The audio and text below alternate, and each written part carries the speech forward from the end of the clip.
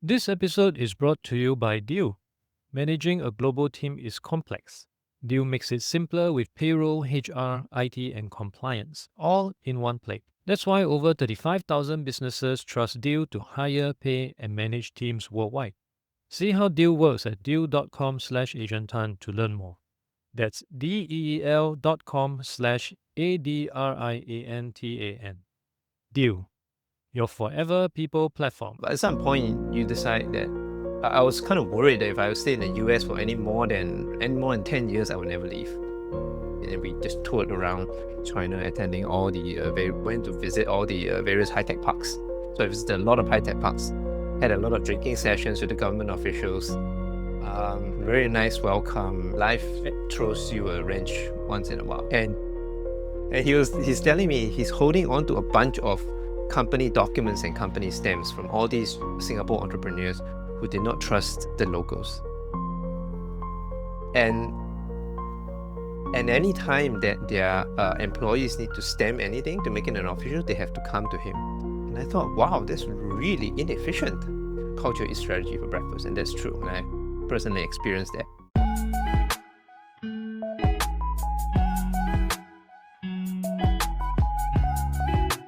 Hello, everyone. Welcome back to another episode of the Adrian Tan Show. And today I have a guest calling in all the way from China. Welcome to the Hi. show, Jason. Hi, Adrian. Hello, everyone. Which part of China are you calling in from? I am based in Shanghai. From your accent, I think my local listeners can tell that you are Singaporean. So let's go into the history of it. But before that, give us a background of how would you usually introduce yourself right now? For the last 1 year, I've been introducing myself as such. I would say I'm originally from Singapore, but I've lived outside for the last 24 years, the last 18 of which is in China.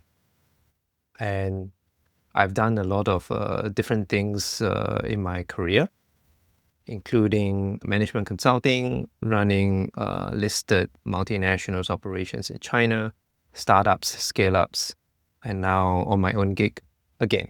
I'm always very fascinated to speak with locals who move overseas to work for a long period of time. When I was running my recruitment business, my former investor were like that. They move over to Shanghai, and I always ask them a bunch of questions about the life there, how is it and all. I think there's a part of me that really yearn for that experience, but for whatever reason, things just never happened to me. So I hope I can learn more from you and channel through you those experiences. But help us to understand how you landed up in China. I was in the US for 6 years. I studied in the US, so I'm a graduate from University of Michigan. Then I worked in Chicago for 3 years. So, the US is a little, even when I was there, and so I arrived in the US in 2001. So it's a long time ago. But even then, I could feel the racial tensions in the country. So it's actually quite racist. People talk about affirmative action. And in some parts of Chicago, it's really not that safe. So even though I was downtown, I live in probably like the most expensive area in Chicago. And every day you can hear sirens. It will be police car, ambulance, fire engine, police car, ambulance, fire engine. So and I'm thinking, wow, this is Chicago, right?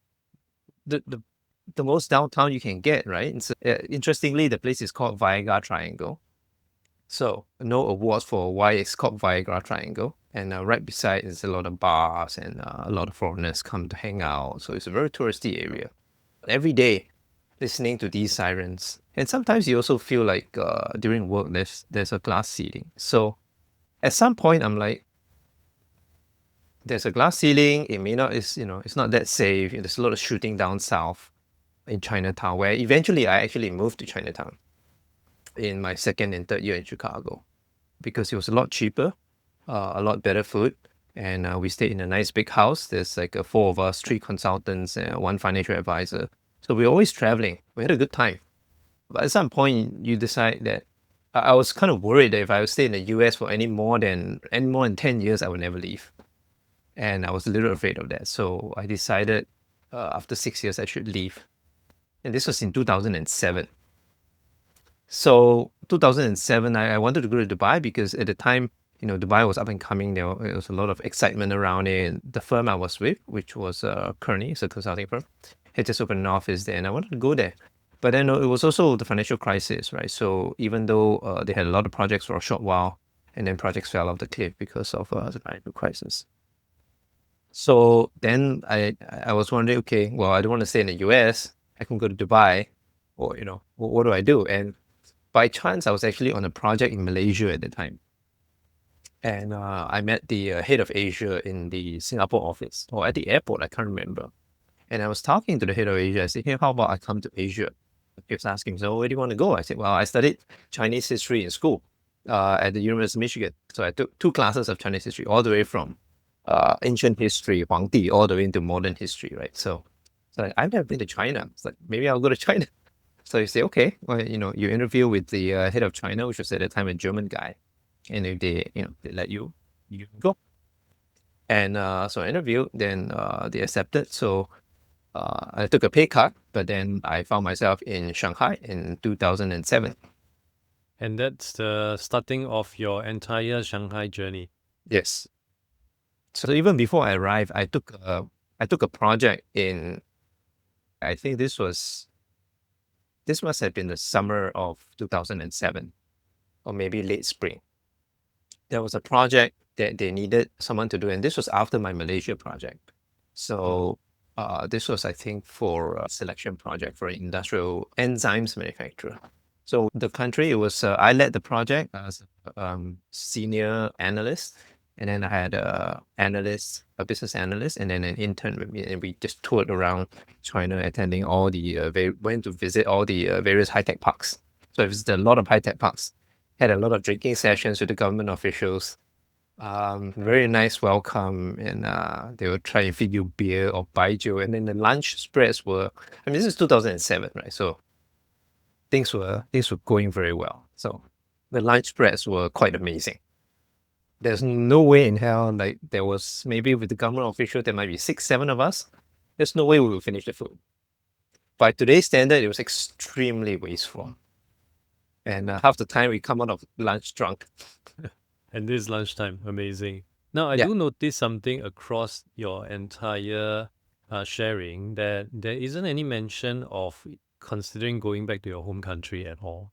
Was that a very deliberate intention from the very beginning, that you want to spend your career, your productive period of your life in an overseas country? When I graduated from the US, I thought, well, I've flown halfway around the world. I should stay and learn something about how the Americans do business. At that time, there were only a few jobs that would give you a H-1B visa, which is a work visa in the US. Consulting was one of them. Investment banking was one. And there were very few others. So I was very happy and glad to be able to land a consulting job. And the point was to stay in the US for a while, or stay overseas for a while, right? And gain enough experience, and eventually to be able to go back to Singapore in a good role, and to be able to contribute based on the experience I've gained overseas. Of course, I've never set a timeline on when that might be, 10 years, 20 years. All the decisions I've made so far in my life somewhat flowed naturally. They somehow happen without me having to, explicitly make it, except 1.5 years. So a lot of time would be just looking at the opportunities that arise or get presented in front of you, and you just try to make the best out of it. Yeah, the opportunities arrive. I decide, okay, is that interesting enough? If it's interesting, the fact that I may not know a lot about the opportunity, like what would happen in Dubai when I applied to go to, when I came to China, I wasn't sure how long I would stay in China. Was it 1 year? Yes. So you kind of just, with the understanding that, okay, that's not a bad choice, depending on how you do, right? It could be good or bad, but on the surface, it seemed okay. And you take it, and then we see how things go. I'm glad to hear that from you, especially a consultant, because you would expect a consultant to give you answers like, oh, I got my next 200 years mapped out already. Yeah, I'm not well, I think there are some things you just can't, right? I mean, as much as I love numbers and I like to put structure into discussions, some things you just cannot. And life throws you a wrench once in a while. So Now, tell us more about the work that you have done. Maybe just start on the part in China. You were doing a lot of consulting work. What kind of consulting work exactly were you working on when you started? And also, just before you decide to go independent? So my time in China wasn't all consulting. So Mm. let me roughly break it out. I was in China for about 2 years before I went to do my MBA, because I had decided I was done with consulting. It was too theoretical. A lot of the times we did work that the client sometimes didn't even read for a number of reasons, right? Some of them were political reasons. They just wanted to get to a certain outcome so that they can achieve a political goal. And others because they've already made up their mind, or and yeah, there's a whole range of reasons. So I wanted to do something different, so I went in to do my MBA. So after MBA, I came back to China. I had 4 offers, but then I decided to come back to China. I took the lowest paying offer actually at Okay. China. I joined a Singapore listed multinational to run their China operations. And I did that somehow because I wanted to do something furthest away from consulting. So the first job I had to do was to manage a manufacturing plant. In fact, that was a very exciting event because the first job was to take over the plant, fire the deputy GM, which was the guy that set up the whole plant and runs everything, including his mistress, which was the engineering manager in the plant, and the procurement manager, which was his lackey. So I had to fire all three of them. But as you can imagine, I've not been in China. I've never been to the plant was up north in the Shandong province. And this person set up everything. He hired everybody. So you can't just waltz in there and say, hey, you're fired, because that's not really how it works. I will be thrown out of the factory, or I will be beaten to death. So we had a big planning session, which then it involved 黑白两道, right? So we had the black and white people on our side. We had the government bureau on our side. We engaged security guards, which were ex-military people, to follow us that day. But still, some things you just aren't able to plan for it. We managed to get the stamps because we were lucky. We saw the finance lady as she was coming back from the bank. So we managed to covertly take 3 of the 4 stamps. And we managed to take the deputy GM's laptop because he was surprised we were there. Usually we would have told him. And we didn't tell him. And he was on his way to a meeting downstairs, and we went upstairs and we took his laptop. So when he found out, then he called suppliers, and the suppliers sent 2 burly guys over. I lost the laptop to one of them, who cornered me in the bathroom, almost got beaten up. But then I took the stamps, which was actually the most important thing, and I escaped to the hotel and locked it in the safe. Then subsequently, we got the employees to go home, but then they were all milling about outside and they were burning papers. They were burning our documents essentially. And then later on, we realized that his mistress stole a hard disk, because you can't manage all the rooms. They're all in different offices and different rooms, and there were only like 4 or 5 of us, and we stupidly decided to leave the security guard downstairs instead of coming up with us to the office. So then the mafias took the car as a collateral so that he get payment in the end. The police came, but the police stood by watching the employees burn paper, because he said, oh, this is an economic dispute. I can't get involved. And literally, he just stood there watching. At some point, the suppliers and the mafia that we brought along were going into blows, and they called back up. So apparently, there were 20 cars outside the export processing zone waiting to come in to fight. But then when they realized we called the police, they all left. So that was an interesting aspect. So I was with the company, which is they supply equipment for the marine and offshore industry. I was in the company for about three plus years before my own startup. So I did an e-commerce startup for about, I've been doing it part-time for a while, but I did it full-time for about less than a year before going back to consulting, because my wife had just given birth and she wanted to quit the job. And the startup obviously wasn't paying me anything. So she said, you could get a proper job. So I went back to consulting. So that was my second consulting company. And the company was in turnaround and restructuring. So I was in consumer retail products as an industry focus. They did a lot of heavy operations. So that I did about 5+ years. So my 2 consulting experiences across the US and China add up to roughly about 11 years. And then The rest are the startups, the scale-ups. The scale-up I did after the turnaround restructuring company. In the middle of COVID in 2021, when my ex-coworker from my first company that I met in China when I arrived in 2007, she asked me if I wanted to be her COO. And by that time, the company wasn't young anymore. It was 3-4 years old. They had like 100 plus million in revenues, RMB, of course. And they had well 100 plus people. I wasn't actually keen to go to another startup, but I guess my startup didn't exactly work out. So I was keen to give it another try. And this was a more established company. So I thought, what could possibly go wrong? And as we all know, the interest rate started going up in 2022. And as a money burning scale up, even though they just got funding, which was difficult, right? If you were burning cash, and we weren't able to raise funds, obviously. Late 2021, we tried, but we weren't able to raise funds. So I left the firm in last February.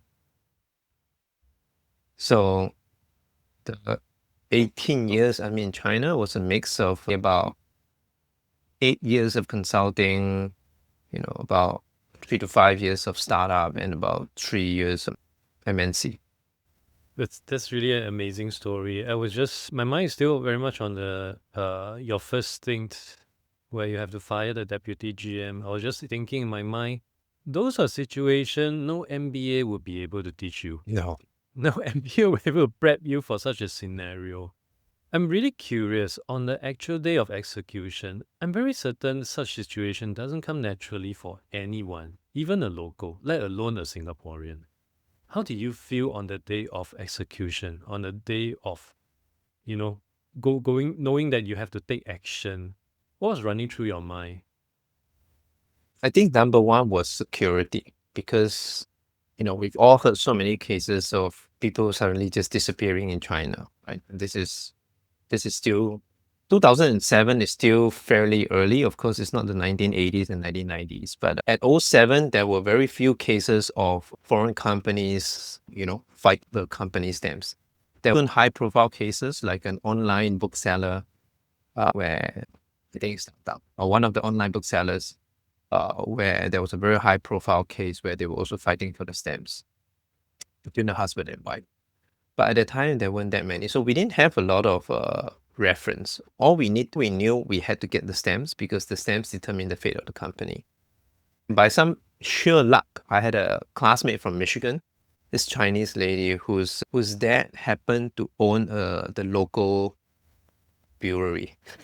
So obviously quite well connected. So we actually went to see him to ask him for help for this case.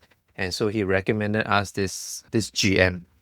And it's this mafia guy. And we looked at his name card. His name card said he was a GM of a construction company. But then we subsequently realized all he did was drink tea with the tax officials. That's where we subsequently found him to try and get our car back. But that day was really mostly about safety. I had my chairman with me, who was also the GM of the factory. I had our headquarters accounting lady with me. I had a Chinese accountant. He's a friend of an acquaintance. And he runs his own business in China. So we brought him along so he could advise us a little bit about process and accounting. And all the time, we were replaying the scenarios of what we would do when we get there. But because we know where he would be in the office, so we had this plan to try and trick him away from the office to go for a meeting downstairs. But we were lucky; he was already going into a management meeting downstairs. So it was we cut off the internet in the office, so everybody went into a hoo-ha, like, what happened to the internet? And so that they couldn't reach outside and tell the suppliers something was going on. And we were very happy that we managed to get the stamps and the laptop. But the whole day was a bit of a confusion and a bit of an excitement. Confusion because nobody knew what to do, and we didn't know what to do because for safety reasons, we had to get everyone to go home. because obviously no work was going to be done that day, and we wanted to focus on firing him, right? Give him the paperwork to show that we had stamped it and he's fired. But obviously they weren't listening to us, right? They only listened to him. So he basically told everyone to stay put. So everyone was just sitting around on their desks wondering what to do, and no one knew. And everyone was, people were angry and people were upset because there wasn't any violence except the two burly suppliers that came and tried to beat me up. Yeah, and eventually we were just glad to be able to get them to leave the factory. We had help from a former QA manager whom the deputy GM fired. So at least he was a local guy, so he knew everybody. And he managed to convince everyone to go home for now, and everyone has jobs, all come back tomorrow. So that was a relief. But in between, we were just wondering, okay, what are we gonna do now? How are we gonna get them out? While the chairman and the deputy GM were screaming in the office. And is all this entire operation planned just because of the company seal? And before you touch on that, maybe I also like to let my listeners know, because in Singapore, we don't really have that culture. But I do understand in China, maybe to some extent, correct me if I'm wrong, Korea, Japan, they recognize the company seal more than anything else. I think mostly in China because of this is ancient history, right? I mean, you think about the will put this heavy seal yuxi on any Yep. official document, so that's official. As you watch Chinese period movies where you see them taking out a badge, a jade badge or a seal, saying that hey, I represent the emperor, which is really odd if you think about. Yes, exactly. It was really odd if you think about it today. Someone carries something that essentially says that someone has given them certain rights. It's like a replacement, or not replacement. It's like the precursor to a signature on a document. And this whole plan going to where it stopped was really because y'all want to get the seal away from him? No. No. Okay. Actually, the whole plan came about because he had started becoming difficult to work with. For example, if he didn't like the decisions by headquarters, he would shut down the plant. He would turn off the servers. He would tell everyone to go home, turn off his phone. You couldn't find him. And this is one of two global factories that the company has, right? One is in China. So if you just suddenly shut off because you didn't like a decision, how's the company going to function? So, and when they were a small company, it was okay. But then after they were acquired by a larger firm and they put three companies together, three different offshore manufacturers. So one was in HVAC, one was in winches, one was in electrical and component systems. And you had to be what's the word? Well, liable to your shareholders and in public statements and all. They essentially couldn't accept the fact that they were being held hostage by this one plant manager. So at some point, after several months, push come to shove, this like, okay, we need to remove this person. But we knew that we couldn't just send him a paper document saying that you are fired, because number one, he had the stamps, and without putting the stamp on the document to say he's fired, the document is essentially useless. So first we had to get the stamps to fire him, and we couldn't go there and the stamps were held by the accountant, which was someone he really trusts. So we had to get the stamps to fire him, and to do that we literally had to go there physically. So to go there physically, we might as well do it all at once, because this break this out into multiple days. Once the accountant see that you're stamping on the document to fire him, all hell would break loose. So we had to plan this all to happen within one day. Would such a scenario happen again in today's time, in 2025? Would someone still actually hold that kind of power, or would also at the same time a company still hosts such an immense amount of power in the eyes of the people who look at such things? I think it depends on where in China this might happen, right? So, when I was at the turnaround and restructuring firm, and this was 2015 to 2021, and I thought that foreign companies could no longer make mistakes because there've been so many previous cases, so many unbelievable, absurd, and ridiculous things have happened. But yet, I get surprised all the time that somebody did something like, oh, this happened. Well, didn't you know you should have done X before you do Y? But yet, it still happens. So I wouldn't be surprised if it happened in like some of the smaller cities. In Shanghai and Beijing, I think generally not. But of course, I was in Shandong, and this was a third or fourth tier city. Would it still happen? I believe it would still happen today. So management really needs to understand you can't. I mean, if you're doing remote and there's nobody on the ground, it's really difficult to manage. You need to have someone on the ground looking after things. I was just at just yesterday actually. I went to see the Singapore I think it's called Singapore Enterprise Center, which is managed by the Singapore SCCCI, Singapore Chinese Chamber of Commerce, and they are affiliated with Enterprise Singapore. So they help companies enter the market. They help Chinese companies actually go to Singapore as well. They provide a lot of advisory services.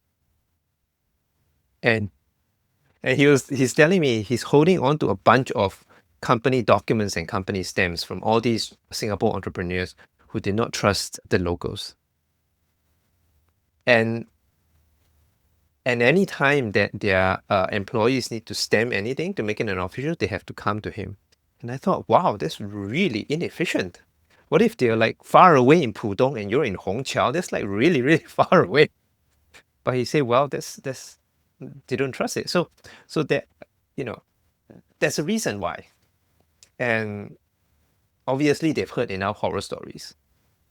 But you have to balance it. Like somehow you have to balance it. If you're perpetually in this state, then you can't run your business. There's no way to grow the business, right? There is another company in Singapore that they are not in China, but it's a up and coming dental products company. So I spoke to the founder, happens to be an alumni, and he was telling me that every time he opens a new market in Southeast Asia, he personally goes there for 6 months to make sure everything is set up properly, the process is right, he hires the right people, etc. If you don't do that, it's really, really hard to run the business. Oh, that I really agree. In one of my previous jobs, it was an Indian company, and the person in charge of running Southeast Asia continued to run it from Bangalore. And he only comes in like maybe at most you add up a week for every year.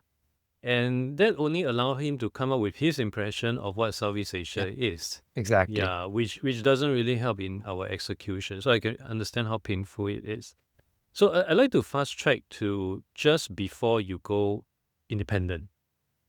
So you've been independent for a few years already. Oh, Tell actually, us I started it in late last year.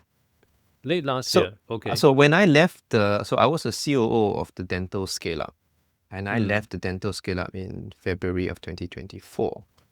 But I didn't straight away go independent. I thought I would take a break, and I thought I would write a book.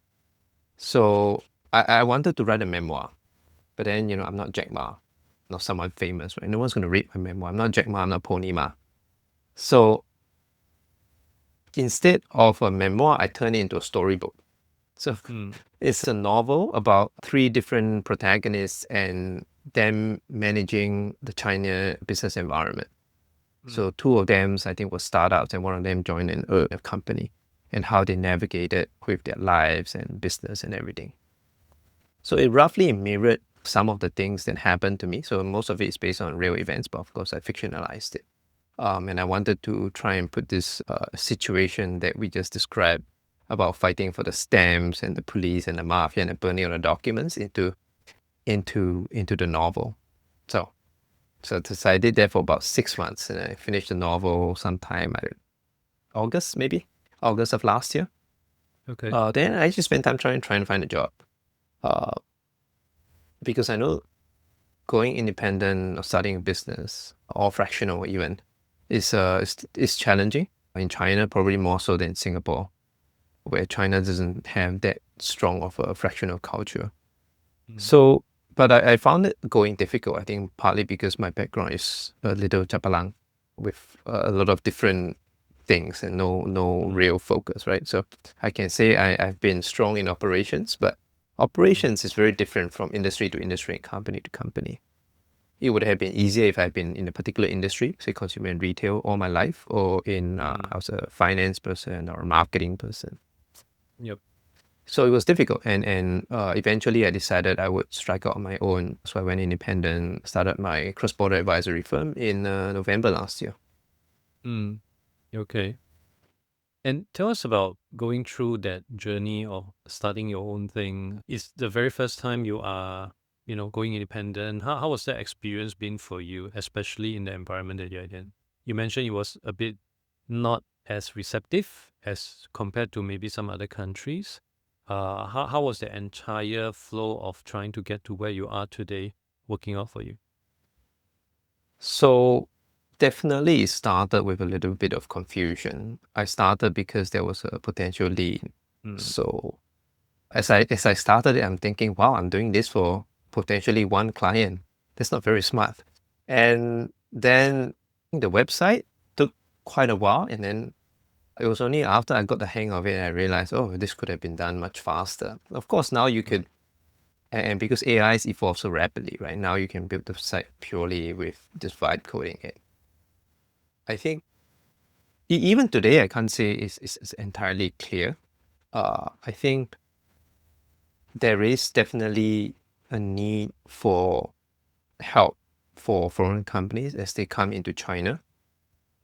Help not just to strategize, which a lot of people can do, help to implement and operationalize things, because there are certain things that if you've never actually been through it here locally, it's really very hard to plan for it. Like the experience that I went through with the episode firing that deputy GM. And at the same time, there are a lot of Chinese companies going out to the world, right? Starting with Southeast Asia, which is the number one stop, because Southeast Asia is geographically and culturally close to China. It's something they can understand. So there's a lot of interest in it. In fact, there's more interest in companies going out of China than there are companies coming into China, like for various reasons, right? There's this trade tensions and everything. So the interest of China today isn't as strong as it was like 10 years ago. But still, it's a very big market, and still companies are interested. Even if it's at not 5%, 4% growth. 4% growth of the world's second largest market is a lot of growth. It's huge. You took with the Western developed nations, they're growing at 1-2%. So it is still an interesting market. I think finding clients, number one, is difficult. And if you find them, finding clients that are willing to pay you, oh, that's another challenge, because you're selling a service. And I would say to extend, Chinese, or maybe most of East Asians, are very wary about paying for services. They tend to think that this should be free. It's like buying software 10 years ago or paying for apps, 10 years ago. Of course, now things are different, right? With SaaS, you pay as you use. But generally, people here don't pay for apps. Think about all the pirated copies of your office softwares in China. There's just no mentality and culture to pay for these things. They think it's too fluffy. Right? And services are worse. Apps, at least you can see and feel them and use them. But services, they feel like you're just talking. So it's challenging.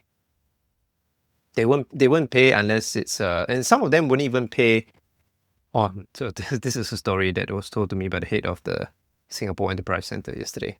He said that even if it's based on commission, they won't even pay upfront and then have it deducted by commission. They won't pay you any monthly fee. If you want, you do it based on commission for service for things that they sell. But sometimes it's not practical, because sometimes you're just providing a service to get them set up. You can't control the sale of it. So that's been a challenge. So with all that said, I'm sure all this would have weighed in your mind when you decided to go independent, and yet it didn't deter you. So you definitely must have found some secret KFC recipe, or there might be some pockets of opportunities that you believe might really be worthwhile. But maybe before we touch on that, could you also help the audience understand a bit more in detail exactly what are the core services that you're providing right now? Yeah. So for companies coming into China, I provide mainly strategy operation services. So this would include everything from helping them do research and understand the China market, which specific segment to focus or which geography to focus, which help them set up the channel, whether you sell it offline, online. If it's online, what partners do you partner with? Marketing, what kind of marketing activities need to happen? What kind of agencies you need to work with? What presence do you need to be on social media? Is it Xiaohongshu? Is it on WeChat? And we help them register the products, because some products like consumer health products, you need the blue hat registration. Or if it's medical devices or pharmaceutical products, then you have to go through the medical agency's registration. And then your trademark, which is very important in China. And most people don't realize that without your trademark, there are very, very little things you can do. You can't even sell online. Or if they want to do cross-border e-commerce from Singapore, that can be done as well, and we can help them set that up. And then for Chinese companies coming out of China, going globally, help them to identify the right markets, whether it's Southeast Asia, the Middle East, or Latin America. Help them set up and hire teams locally. Oh, and in Singapore too, my company just got licensed as a corporate service provider, so I can help them set up the company, provide corporate secretarial services, accounting services. Okay. So the bulk of it is really trying to looking at Singapore companies as keen to explore China as a market, as well as in a way vice versa as well as another Not just Singapore secondary. companies, I guess all international companies, but obviously I'm trying to leverage my experience as a Singaporean in Southeast Asia with understanding of Southeast Asian market, and then with my experience in China, right? Trying to leverage experience from these two areas.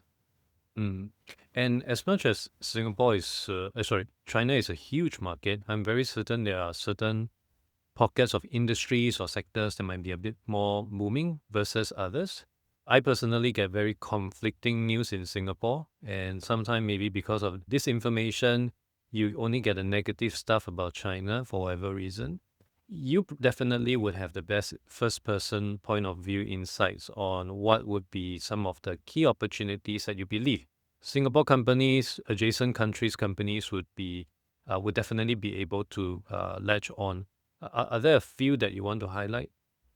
I think they are not very different from the ones in Singapore, actually. So obviously, everyone's interested in AI, right? That's a big industry. And for China, the growth industry are all the government-appointed strategic industries. These are things like semiconductors, things like, of course, EVs are a little bit saturated now because over the number of years ago, over 10 years, right, the government has all these programs and subsidies that's created all this competition in EVs, so prices are going very low. But it's definitely a core sector that they are trying to, they're still encouraging, right? Batteries, EV, essentially in the entire supply chain. Your green energy, so or your wind, solar. Of course, China is the world's largest provider of solar technology. But anything that has to do with green economy, helping them to lower the carbon footprint, that's generally an encouraged industry. And what they call hard technology, right? So these are not, these are computing power. These are not your consumer technology companies. Several years ago, explicitly focused regulation on the consumer technologies because it was sucking too much talent. And even though the applications were great, right? Everyone said that, oh, WeChat is very good, Alipay is very good, the super apps, even Meta started copying them. But at the end of the day, consumer technologies and super apps don't make the country strong, right? They need a strong, country to be able to fight these trade wars, etc. So, and a lot of core technologies in China at the time was still very reliant on the US, right? And think about your chips, think about your core software. So, and that's changed because the government is explicitly moving resources away into more strategic technological areas. So for companies that would be keen to look at even China to begin with, do you also foresee any prerequisite that a company should have first before they even look into exploring a new market altogether?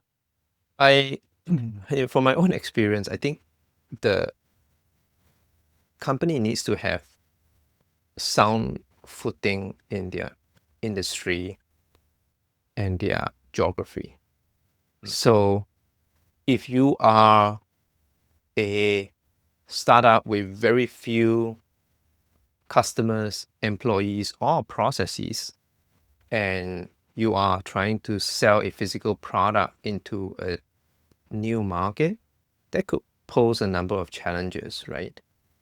Depending on how you go about it, you could have, the most obvious one would be a cultural issue, because how do you set up your overseas office such that they absorb the DNA from the parent company when there is almost no DNA at the parent company? And we've all heard that, culture eats strategy for breakfast, and that's true. And I personally experienced that. So, and without the strong, your new country is also going to be a little bit messed up, because you don't know how you should go about doing things, selling things. What's your red line? Where do you move forward? Where do you draw the line and say, no, that's not something I can do? There'll be a lot of operational challenges. So I think that's quite important. Of course, today in the age of AI, nothing is impossible, right? People talk about the one-man CEO. Maybe if they do cross-border e-commerce, yes, maybe it's possible to sell actively into China from overseas without being first mature in your home market. I haven't seen very good examples of it there. One common perception of China would always be the fact that they copy very fast, and then you always have to compete against your counterfeit, a 山寨版. For Yes. products company that's looking to go into China, and I personally have seen this before, and I even read about how many people would just stock Kickstarter. So even before the actual product from Kickstarter goes live, the counterfeit version is already out on the road in China. So with that in mind, how much cautious should a local brand bring to China? Because in Singapore recently, there's a lot of new local brands. You have your companies doing different things, selling from matcha to the dental product, the Zenyum brand. You have all these different local brands coming into play. I believe the last thing they want is, okay, China is a big market, and then on day one you step into it, day two counterfeit product comes out. How do you suggest them take steps to protect themselves? And I'm not exactly sure what's the answer here. Maybe you probably would be able to share better. In some way, you can't entirely, right? I'll give you an example. Something reversed happened to the Chinese brand. So we all know, or maybe not everyone know, but this brand is in Singapore as well. It's a coffee, Luckin, right? Luckin's a Chinese coffee brand. But did you know they had to fight a trademark case with a Thai company that essentially stole their logo? So, and this, so it's difficult, right? And this is a big Chinese brand that faced the same issue.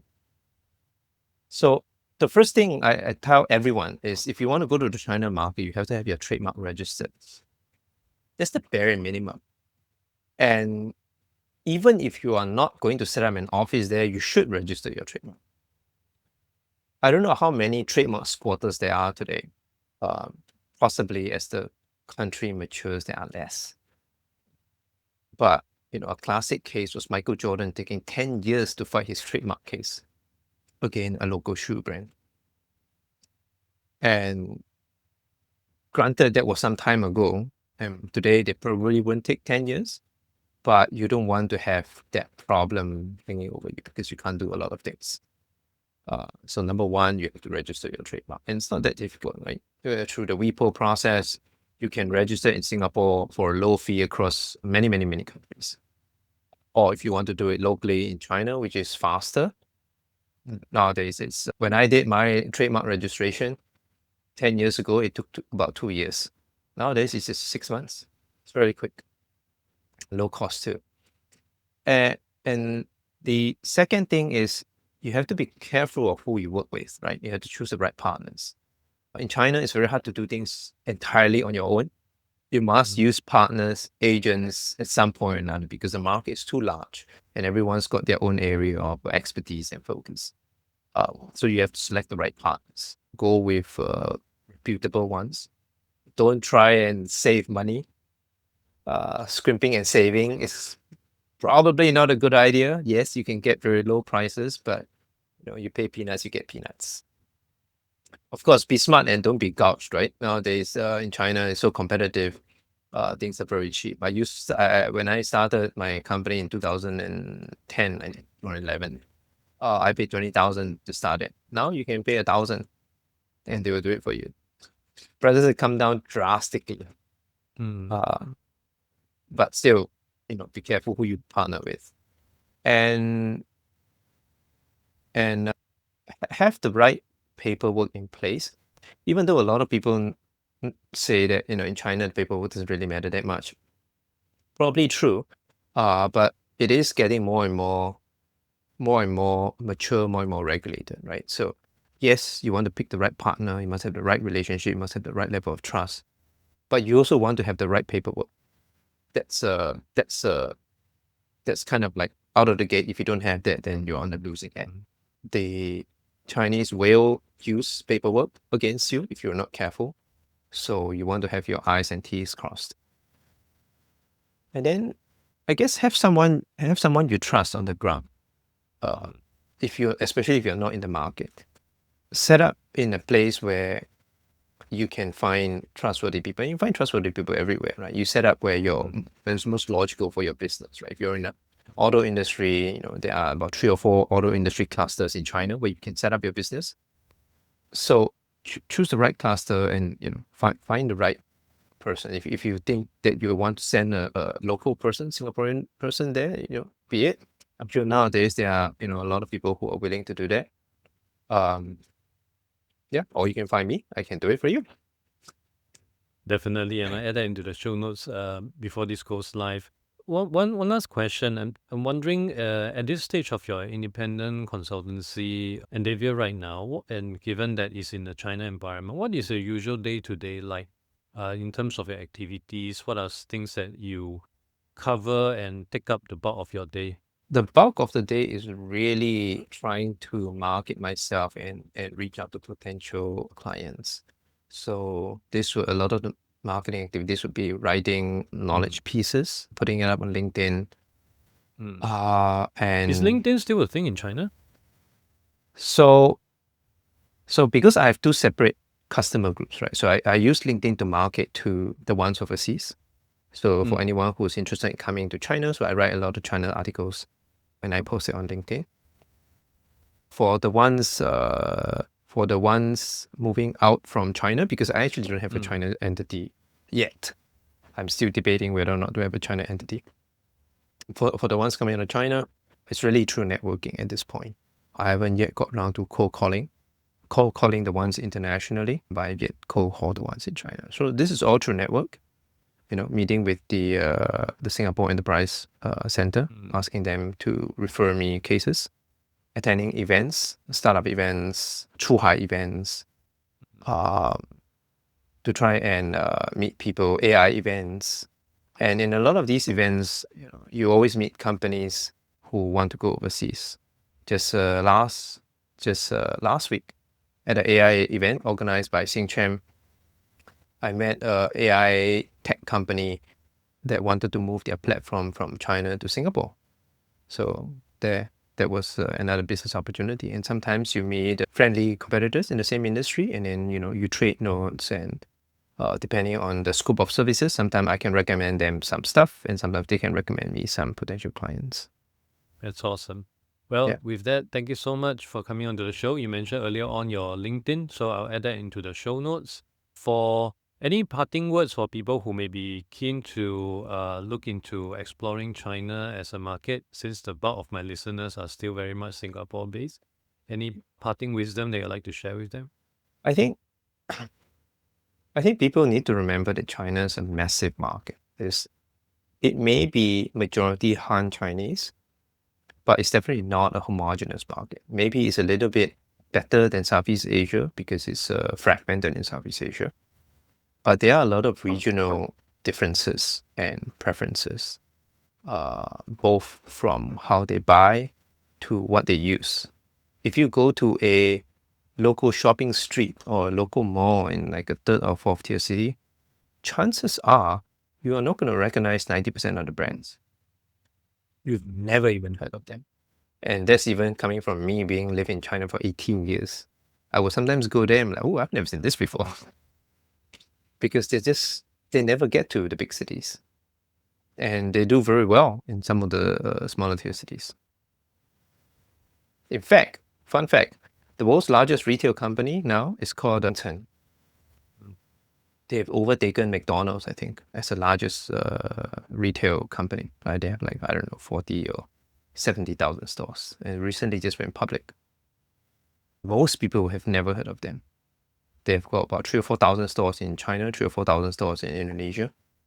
But even in China, even in Shanghai, most people have never heard of them. It wasn't until about 2 years ago that I first saw one. But they're very, very big. They're only in some of the smaller cities because prices are low, and that's their core market. So basically, even though many people like to see China as one big market, I think what I'm hearing from here is you have to look at the differentiation between the cities and pick one where I guess, that really resonate more with what you're trying to bring to the market as a new product. And it doesn't necessarily have to be the sexy first tier city that everyone will naturally gravitate to. There are also opportunities for you to look into the second, third, or even fourth tier city. Yeah. I mean, why choose to be one of the small ikan bilis in Shanghai when you can be the king grouper in, I don't know, some fourth tier Right. city, right? Correct. In fact, there was a famous case of a French grocery chain, Auchan, that employed in Chinese, they call it 农村, which is the village encircling the cities. And they did very well, establishing from the lower tier cities, eventually conquering the major cities. So there's look at where it makes most sense for your customers, and sometimes even if you're a high-end product, Shanghai, Beijing may not be necessarily your best place to go. For example, recently the shoe brand On, they established a flagship in Chengdu. So they're already in Shanghai and Beijing, but then they opened the largest store that they have, flagship in Chengdu. Chengdu is the gateway to the West, and there's a lot of people there. Awesome.